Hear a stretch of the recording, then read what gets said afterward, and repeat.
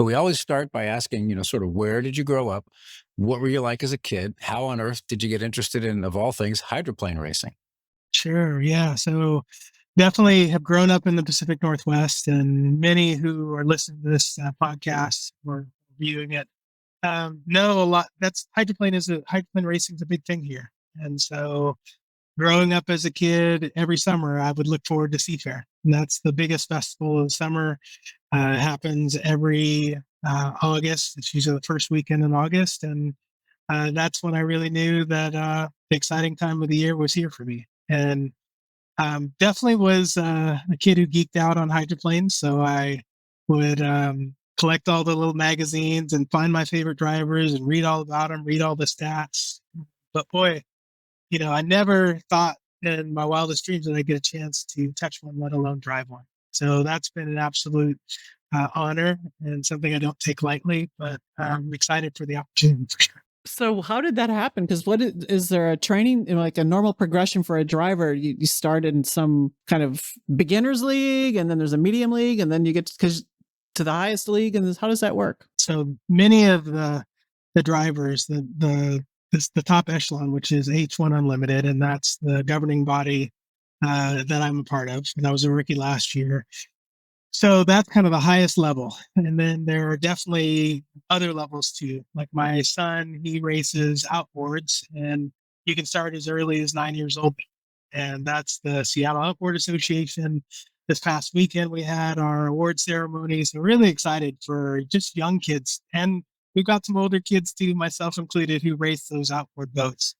So that's one level. But then definitely, there's varying levels of performance in outboard. And then you also have what's called the inboard category, which is what the H1 Unlimited boats are the top category of. And so Unlimited can start with anything from 1 liter. That's a class that's it has a jet ski engine. They're usually about 14 to 16 feet long, go over 100, 110, 115 miles an hour, maybe some even faster than that. And then there's 2.5 stock. There's several classes that you can build up to. And those are all part of the American Powerboat Association. And so you kind of work through the ranks. And when I started in 2007. I leased a 5 liter, and that's got a small block V8 engine in it. And the boat that I went in was probably going about 100, 105. It wasn't the fastest boat, but it was a really safe boat. And it gave me a chance to see, like, hey, can I get it around the course?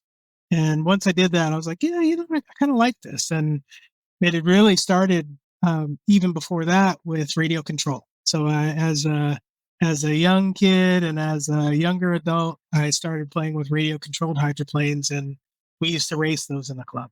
So those are some of the ways that you can get started.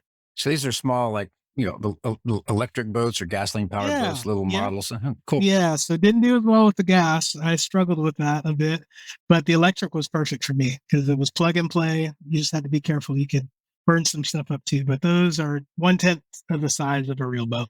But you were a little older than the average bear when you got to the highest level of this sport, right? So Well, what was that like? Were you accepted, or it's like, who's this new old rookie guy?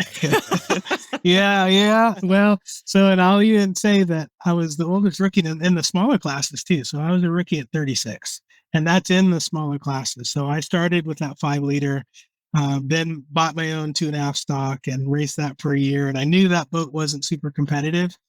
So yeah, I mean, I think at that time, everyone's really welcoming and, want to see you grow in the sport. So that's one of the things that I really love and that my son loves too, is the friendships we've built.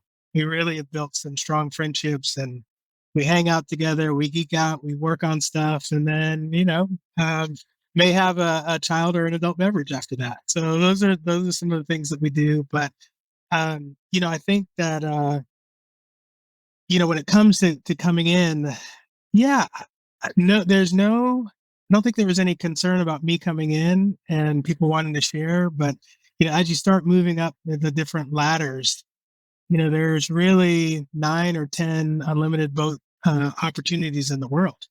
And so to earn that, you have to kind of pay your dues. And I would say, I've had lots of experience in lots of different classes, but there are some who've had a lot more experience, dominating a class. And so I think that's the piece that, I'm working on my craft, making sure that, I know how to handle a race boat of that power. But I did just before Unlimited race what's called Grand Prix. I did that for about 6 years. Jerry Hop was the owner of the boat, and he really became my Mr. Miyagi. We joke a lot about that, but he taught me just how do you come into a corner, and how do you stay in between two walls of water that can be several tons in weight, and if you go one side or the other side, you can tip the boat over. So you're definitely always kind of head on a swivel, really trying to find your lane, but there's a lot to it that people don't necessarily understand, and I always love trying to explain that to people, just so people love the sport even more.